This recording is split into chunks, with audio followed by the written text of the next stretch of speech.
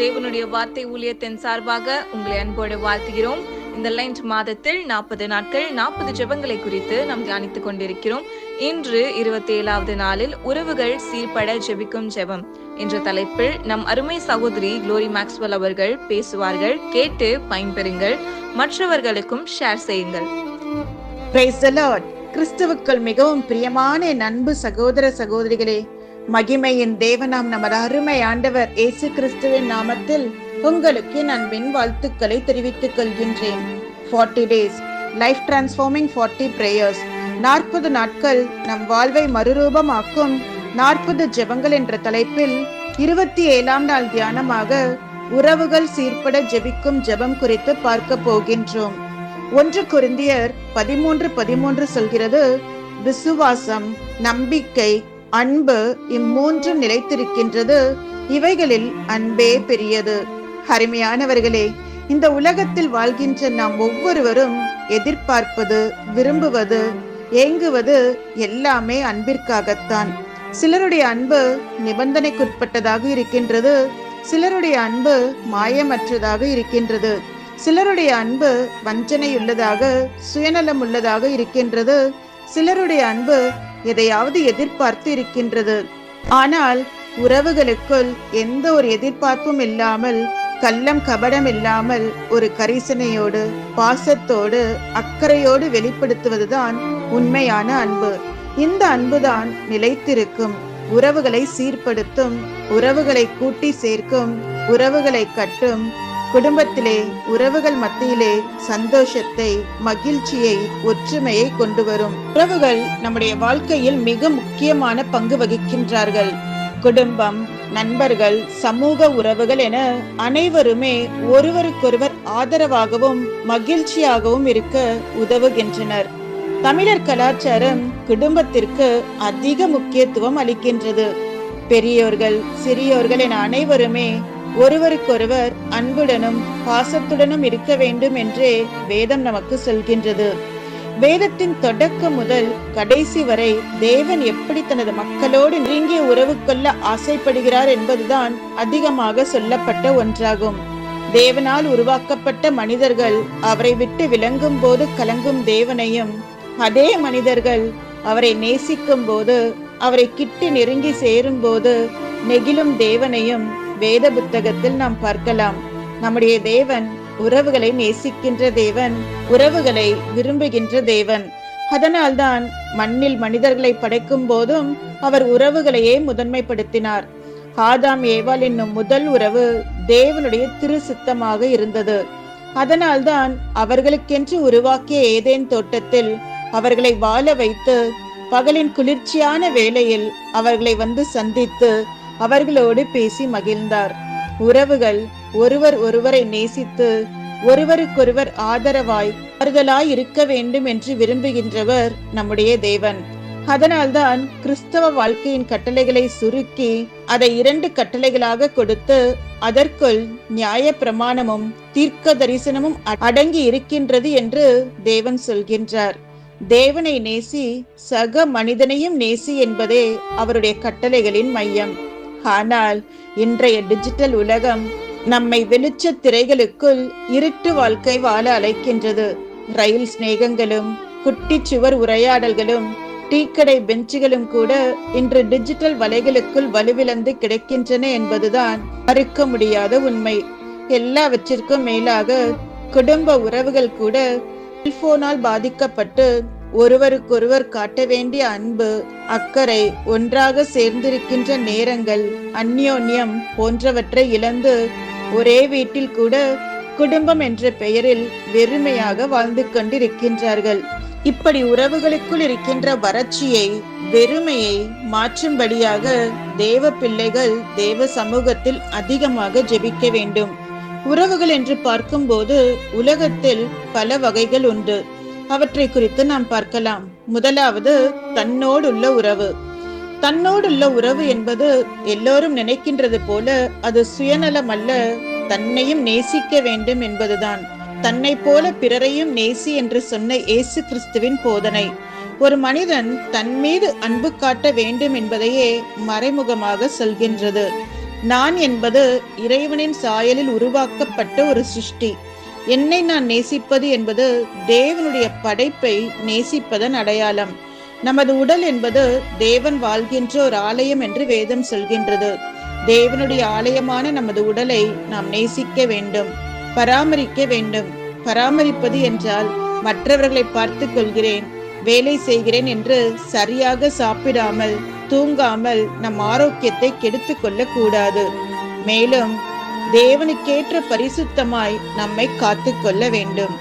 இரண்டாவது, குடும்ப உறவுகள். குடும்ப உறவுகளில் முதலாவது வருவது கணவன் மனைவி. தேவன் ஆணும் பெண்ணுமாய் மனிதனை படைத்து அவர்களை குடும்பம் என்னும் பந்தத்தில் இணைத்த போது பிரிவை பற்றி அவர் யோசிக்கவே இல்லை, பேசவும் இல்லை. எபேசியர் 5:25 சொல்கிறது, திருமணமான ஆண்கள் கிறிஸ்து திருச்சபை மீது அன்பு செலுத்தியது போல நீங்களும் உங்கள் மனைவியரிடம் அன்பு செலுத்துங்கள் என்று குடும்ப உறவு குறித்து வேதம் சொல்கின்றது. ஆம், அன்போடு வாழத்தான் தேவன் நமக்கு குடும்பத்தை கொடுத்திருக்கின்றார். குடும்பம் என்பது தேவனிடத்திலிருந்து நமக்கு கிடைத்த மிக பெரிய ஆசீர்வாதம். அதை தேவன் விரும்புகின்றபடி அன்போடு வாழ்ந்து ஆசீர்வாதமாயிருங்கள். அன்பில்லாமல் சண்டை சச்சரவுகளோடு வாழ்வோமானால் ஆசீர்வாதமான குடும்பம் நமக்கு சாபமாக மாறி நம் வாழ்க்கையே கசப்பாக மாற்றிவிடும். எனவே ஒருவர் ஒருவரில் எப்போதும் அன்போடு இருங்கள். விட்டு கொடுக்க வேண்டிய காரியத்தில் விட்டு கொடுங்கள். எந்த ஒரு காரியத்திலும் ஈகோ பார்க்காதீர்கள்.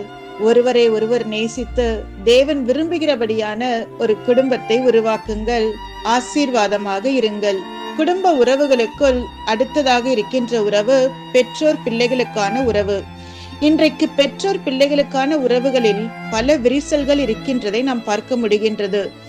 ஜெனரேஷன்ஸ் கேப் என்று சொல்லப்படும் தலைமுறை இடைவெளி பெற்றோர் பிள்ளைகளுக்குள் ஒரு பெரிய பாதிப்பை கொண்டு வந்து விடுகின்றது.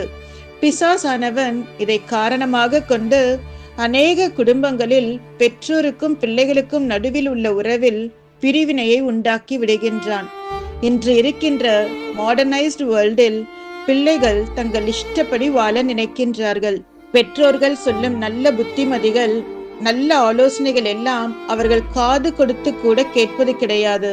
மேலும் பிள்ளைகள் மேலுள்ள அன்பின் செயலினால் பெற்றோர்கள் செய்யும் சில காரியங்கள் பிள்ளைகளுக்கு அவர்கள் தங்களை கட்டுப்படுத்துகின்றார்கள் என்று நினைத்து அவர்களுக்கு கீழ்ப்படியாமல் தங்கள் இஷ்டம் போல வாழ்ந்து அவர்கள் வாழ்க்கையில் நஷ்டம் அடைகின்றார்கள்.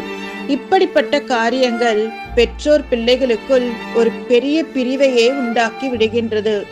எபேசியர் 6:1-3 சொல்கின்றது, பிள்ளைகளே, உங்கள் பெற்றோருக்கு கர்த்தருக்குள் கீழ்ப்படியுங்கள், இது நியாயம். உனக்கு நன்மை உண்டாயிருப்பதற்கும் பூமியிலே உன் வாழ்நாள் நீடித்திருப்பதற்கும் உன் தகப்பனையும் உன் தாயையும் கனம் பண்ணுவாயாக என்பதே வாக்குத்தத்தம் உள்ள முதலாம் கற்பனையாயிருக்கின்றது. ஆம், அன்பு தேவனுடைய பிள்ளைகளே, உங்களுடைய வாழ்க்கை ஆசீர்வாதமாக இருக்க வேண்டும் என்றால் தேவன் வைத்திருக்கின்ற ஒழுங்கில் வாழ்ந்து பெற்றோரை நேசித்து அவர்களுக்கு கொடுக்க வேண்டிய கனத்தை கொடுத்து எல்லாவற்றிலும் அவர்களுக்கு கீழ்ப்படிந்து வாழுங்கள். அப்பொழுது அந்த உறவு சீர்படும். தேவனும் உங்களை ஆசீர்வதிப்பார். அதே போல பெற்றோரும் தங்களுடைய பிள்ளைகளை புரிந்து கொண்டு பிள்ளைகளுக்குள் பட்சபாதம் பார்க்காமல் பிள்ளைகளை நேசித்து பிள்ளைகளுக்கு நேரம் கொடுத்து பிள்ளைகளை தேவனுக்கேற்ற வழியில் நடத்தும் போது பெற்றோர் பிள்ளைகளுக்குள்ளான அந்த உறவு மேம்பட்டிருக்கும், சீர்பட்டிருக்கும், மகிழ்ச்சியை கொடுக்கின்றதாக இருக்கும். அடுத்ததாக குடும்ப உறவுகளுக்குள் வருகின்ற ஒரு உறவு உறவினர்களோடு உள்ள உறவு. இப்போது இருக்கின்ற காலகட்டத்தில் நமது குடும்பங்களை எடுத்து பார்த்தால் ஒட்டும் இல்லாமல் உறவும் இல்லாமல் ஏதோ ஒரு உறவினர் இருப்பார். செத்தாலும் அவன் வீட்டு வாசப்படியை மிதிக்க மாட்டேன் என்றும் என் சாவுக்கு கூட அவன் வரக்கூடாது என்றும் முறுக்கி திரியும் ஒரு ஈகோ எல்லா குடும்பங்களிலும் ஒளிந்திருக்கத்தான் செய்கின்றது. ஆனால் வேதம் நம் உறவினரோடு நல்ல ஒரு ஐக்கியத்தில் இருக்க சொல்கின்றது. 1 தீமோத்தேயு 5:8 சொல்கின்றது, ஒருவன் தன் சொந்த ஜனங்களையும் விசேஷமாக தன் வீட்டாரையும் விசாரியாமல் போனால் அவன் விசுவாசத்தை மறுதலித்தவனும் அவ்விசுவாசியிலும் கெட்டவனுமாயிருப்பான். ஆம் பிரியமானவர்களே, உறவுகளை பேணி காப்பது நம் மேல் விழுந்த ஒரு கடமையாக இருக்கின்றது. மூன்றாவதாக நட்பு. நண்பர்களும் கூட ஒரு வகையில் நமக்கு உறவு முறை என்று சொல்லலாம். Tell me your friend, I will tell who you are என்று ஆங்கிலத்தில் ஒரு பழமொழி உண்டு. இதன் அர்த்தம் என்ன? உன் நண்பன் யார் என்று சொல், நீ யார் என்று நான் சொல்கிறேன் என்பது அர்த்தம். நீங்கள் யாரோடு அதிகமாக பழகுகின்றீர்களோ அவர்களை மாதிரியே மாறிவிடுவீர்கள். நீங்கள் நல்ல நண்பர்களோடு பழகினால் அவர்களுடைய நல்ல பழக்கங்கள் உங்களுக்கு வரும். கெட்ட நண்பர்களோடு பழகினால் அவர்களுடைய கெட்ட குணங்கள் உங்களை தொற்றிக்கொள்ளும். நண்பர்கள் ஒருவருடைய வாழ்க்கையில் பெரிய தாக்கத்தை ஏற்படுத்தலாம் என்பதை சமூகவியலாளர்கள் ஒத்துக்கொள்கிறார்கள். நண்பர்களை பார்த்து பார்த்து தேர்ந்தெடுங்கள். வேதம் சொல்லும் ஆலோசனை 1 கொரிந்தியர் 15:33 மோசம் போகாதிருங்கள், ஆகாத சம்பாஷணைகள் நல்லொழுக்கங்களை கிடைக்கும். எனவே ஏமாந்து விடாதீர்கள். கெட்ட சகவாசம் உங்களுடைய நல்ல ஒழுக்க நெறிகளை கெடுத்து விடக்கூடாது. உங்களுடைய நல்ல குணங்களை, உங்களுடைய நல்ல பழக்கங்களை மாற்றிவிடக் கூடாது. வேதத்தில் தாவீதுக்கும் யோனத்தானுக்கும் இருந்த நட்பை மிக மேன்மையாக வேதம் நமக்கு விவரித்து சொல்கின்றது. அதுபோல ஒரு உண்மையான பரிசுத்தமான நட்பை வேறு எங்கும் வேதத்தில் சொல்லப்படவில்லை. தன் தகப்பனாகிய சவுலுக்கு அடுத்ததாக யோனத்தான் தான் ராஜாவாக வேண்டும். ஆனால் தேவன் தாவீதை தேர்ந்தெடுத்திருக்கிறார் என்பதை அறிந்திருந்தும் கூட யோனத்தான் தாவீதை பகைக்காமல் தாவீது ராஜாவாகின்றதை உற்சாகமாக ஏற்றுக்கொண்டு தாவீதுக்கு பக்கபலமாக இருந்தவர். தன் தகப்பனார் தாவீதை கொல்ல வேண்டும் என்று நினைத்த போதெல்லாம் தாவீதை பாதுகாக்க வேண்டும் என்று பிரயாசம் எடுத்தவர். நண்பனை விட ராஜ பதவி அவருக்கு பெரிதாக தெரியவில்லை. எப்படிப்பட்ட தன்னலமற்ற ஒரு அன்பு இல்லையா? இப்படிப்பட்ட உண்மையான அன்பான சுயநலமில்லாத எந்த ஒரு எதிர்பார்ப்பும் இல்லாத ஒரு நண்பன் கிடைப்பது எவ்வளவு பெரிய ஆசீர்வாதம். நான்காவதாக பிறரோடு உள்ள உறவு. சக மனிதர் என்று சொல்லும் போது நம் வீட்டு பக்கத்தில் உள்ளவர்கள், நம்மோடு கூட வேலை செய்கின்றவர்கள், நாம் தினந்தோறும் சந்திக்கின்றவர்கள் என்று சொல்லலாம். சக மனிதர் மீதான கரிசனை இன்று நீர்த்து போய் கொண்டிருக்கின்றது. சாலையில் அடிபட்டு கிடப்பவனை கவனிப்பதை விட போட்டோ எடுத்து ஸ்டேட்டஸ் போடும் கூட்டம்தான் இந்த நாளில் அதிகரித்து காணப்படுகின்றது. மத்தேயு 22:39 சொல்கிறது, உன்னிடத்தில் நீ அன்பு கூறுவது போல பிறனிடத்திலும் அன்பு கூறுவாயாக என்று. ஆம் பிரியமானவர்களே, நம்மை நேசிக்கிறது போல நாம் பிறரையும் நேசிக்க வேண்டும் என்று தேவன் விரும்புகின்றார். அப்படி நாம் செய்யும் போது நாம் தேவனையே பிரதிபலிக்கின்றவர்களாக, அவருடைய சிந்தை உள்ளவர்களாக இருப்போம். ஐந்தாவதாக திருச்சபையோடு உள்ள உறவு. திருச்சபை என்பது தேவனால் ஏற்படுத்தப்பட்டது, தேவனால் நடத்தப்படுவது, தேவனால் கண்காணிக்கப்படுவது. திருச்சபை மீதான நமது அணுகுமுறை புனிதம் கலந்ததாக இருக்க வேண்டியது அவசியமாய் இருக்கின்றது. வேதம் தேவனை திராட்சை செடி என்றும் நாம் அதிலிருந்து படருகின்ற கிளைகள் என்றும் சொல்கின்றது. நாம் அவரில் இணைந்திருக்கும் போதுதான் நம்மால் பலன் கொடுக்க முடியும். கிளைகள் ஒன்றுக்கொன்று சண்டையிடுவதில்லை. அப்படி சண்டையிட்டால் அது கொடியை பாதிக்கும். கிளைகள் ஒன்றையொன்று சார்ந்து இருக்கும். அதுபோல தன்னை சார்ந்தோரை, தன்னை ஈன்றோரை, தன்னோடு வாழ்வோரை, தன் திருச்சபையினரை, தன்னுடைய சமூகத்தினரை என அனைவரையும் நேசிக்கும் நிலை நமக்கும் வேண்டும். அனைவரோடும் தேவனுடைய அன்பை பகிரும் வாழ்க்கை அனைவருக்கும் கிடைக்க வேண்டும். அப்போதுதான் நம்முடைய உறவின் மேன்மை இறையின் தன்மையாய் வெளிப்படும். இப்படி உறவுகள் என்பது தேவனிடமிருந்து வந்த ஒரு ஆசீர்வாதம். ஆனால் அவற்றை வழிநடத்துவதும் சற்று சிக்கலானதுதான். அவை சரியாக செல்லும் போது உற்சாகமாகவும் ஊக்கமாகவும் இருக்கலாம். ஆனால் அவைகளால் பிரச்சனைகள் வரும்போது குழப்பமும் வேதனையும் தான் இருக்கும். இன்றைய காலகட்டங்களில் உறவுகள் என்பது வெறும் பெயரளவில் தான் இருக்கின்றது. உறவுகளுக்குள் போட்டி, பொறாமை, ஈகோ, பெருமை போன்றவற்றால் அன்பாக இருக்க வேண்டிய உறவுகள் எல்லாம் பிரிந்து சிக்கலான உறவுகளாக மாறிவிட்டது. 1 கொரிந்தியர் 16:14 சொல்கிறது, உங்கள் காரியங்கள் எல்லாம் அன்போடே செய்ய கடவது. வேதத்தில் நாம் பார்த்தோம் என்றால் ஆபிரகாம் உறவுகளை நேசித்ததால்தான் சோதோம் கொமோரா அழிக்கப்பட போகிறது என்று அறிந்தபோது தன் உறவினர் லோத்துவிற்காக கர்த்தரிடம் பரிந்து பேசி விண்ணப்பம் பண்ணுகின்றார். யோசேப்பு தன் சகோதரர்களை நேசித்ததால்தான் தன் சொந்த சகோதரர்கள் தன்னை கொல்லும் அளவிற்கு சென்றபோது கூட, தன்னை ஒரு அனாதையை போல அடிமையாய் விற்று போட்ட போது கூட அவர்கள் செய்த தப்பிதங்களை மறந்து மன்னித்து அவர்கள் தன்னுடைய உதவியை நாடி வந்தபோது அவர்களை பழிவாங்க வேண்டும் என்று எண்ணாமல், உதவி செய்ய மறுக்காமல் மன விருப்பத்தோடு அவர்களுக்கு உதவி செய்து அவர்களை நேசித்தார், அன்போடு அரவணைத்தார். நோவா தன் குடும்பத்தை, உறவுகளை நேசித்ததால் தான் தேவன் சொன்ன காரியங்களை அவர்கள் நம்புவதற்கு கடினமாக இருந்தாலும் சொல்லி புரிய வைத்து பெரிய அழிவிலிருந்து தன்னுடைய குடும்பத்தை காப்பாற்றினார். கணவரையும் 2 பிள்ளைகளையும் இழந்து எந்த ஆதரவும் உதவியுமற்ற தன் வயதான மாமியாருக்கு தான் ஆதரவு என்று உணர்ந்த ரூத் தனது மாமியினுடைய நலனில் அக்கறை கொண்டவளாக, நான் உங்களோடு கூட இருப்பேன் என்று வாக்கு கொடுத்தாள். ராகாப் வேவுக்காரர்களிடம் அவர்களுக்கு செய்த உதவிக்கு ஈடாக தன்னையும் தன் குடும்பத்தையும் அழிவுக்கு விலக்கி பாதுகாக்கும்படி கேட்கின்றதை பார்க்கலாம். யோனத்தான் தன்னுடைய தகப்பன் சவுல் தாவீதின் மேல் உள்ள பொறாமையின் நிமித்தம் அவரை கொல்ல வேண்டும் என்று நினைத்த போது, தாவீது தன்னுடைய நண்பர், அதோடு கூட தன்னுடைய சகோதரியின் கணவர் என்பதால் தாவீதை தன்னுடைய தந்தையின் கொலை முயற்சிகளில் எல்லாம் யோனத்தான் பாதுகாத்தார்.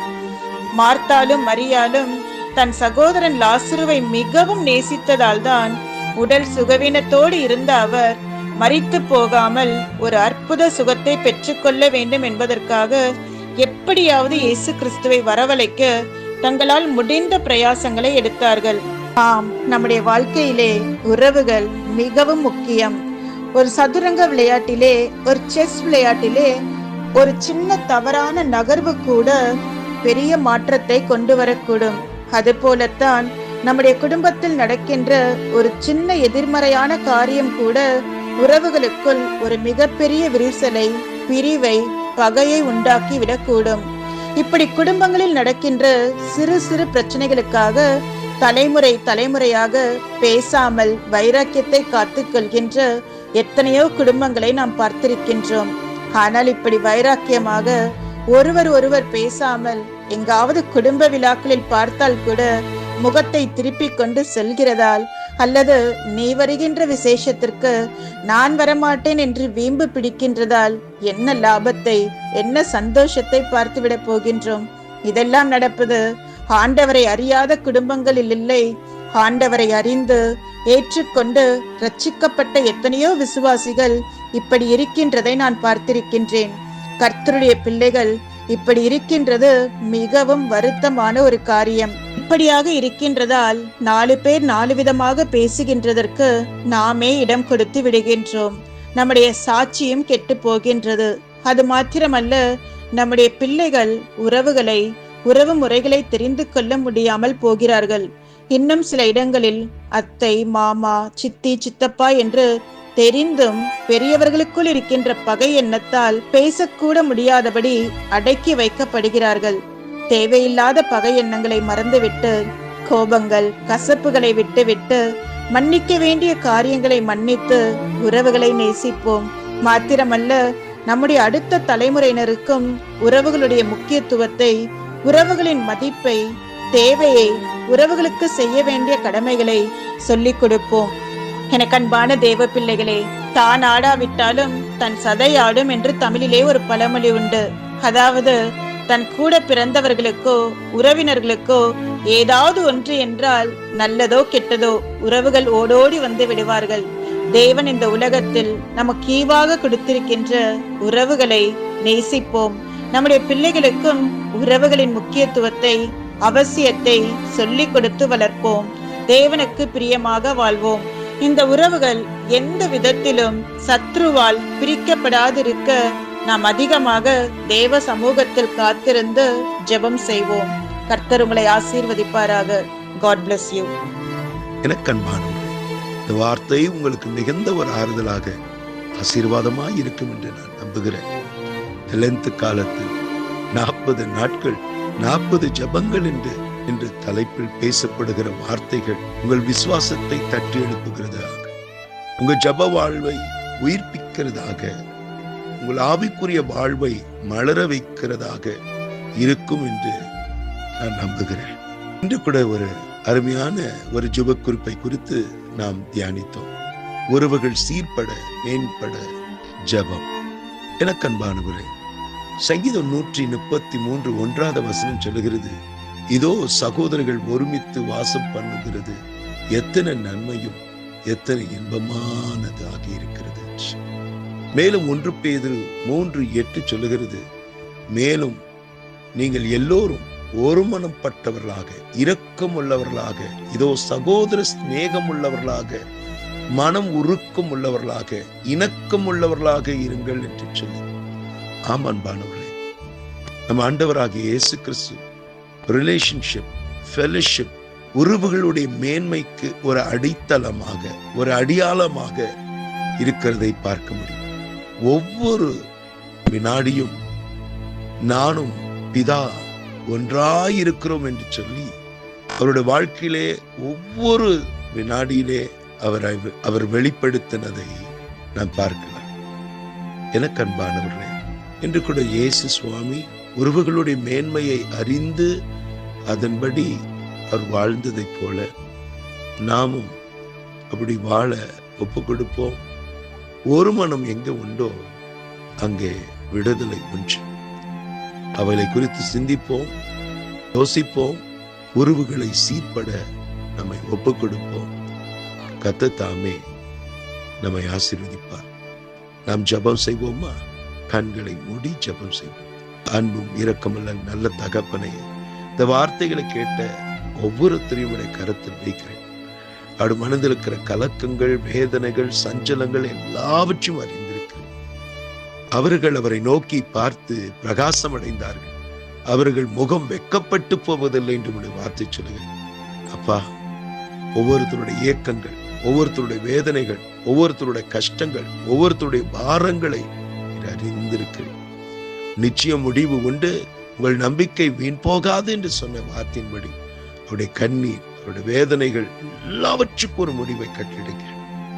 ஆம் சுவாமி, சிலுவிலே அன்பின் உச்சக்கட்டமாக உம்மையே ஜீவ பலியாக பாடுகளுக்கு நீர் ஒப்பு கொடுத்தீர் அல்லவா? மரணத்தை ருசி பார்த்தீர் அல்லவா? ஆண்டவரே, உமக்குள் இருந்த அதே அன்பு, அதே இரக்கம், அதே தாழ்மை எங்களுக்கும் தாரும் சுவாமி. கர்த்தனை அப்படியே செய்ய போவதற்காக நன்றி. ஒவ்வொருத்தரும் சமாதானத்தினால், சந்தோஷத்தினால், மேன்மையினால், நன்மையினால் நிறைத்தள்ளும் பெரிய காரியங்களை செய்க. ஆமென், ஆமென். எனக்கு அன்பானவர்களே, இந்த வார்த்தை உங்களுக்கு ஆசீர்வாதமாக இருக்கும் என்று நம்புகிறேன். உங்களுக்கு தெரிந்த அன்பான இடத்தில் ஷேர் பண்ணுங்க, ஃபார்வர்ட் பண்ணுங்க. அத்துடன் யூடியூப் சேனலை சப்ஸ்கிரைப் பண்ண மறந்து போக வேண்டாம். மேலும் கீழே உள்ள பெல் பட்டனை கிளிக் பண்ணுங்க. கர்த்தர் தாமே உங்களை அதிகமாக ஆசீர்வதிப்பாராக. ஆமென்.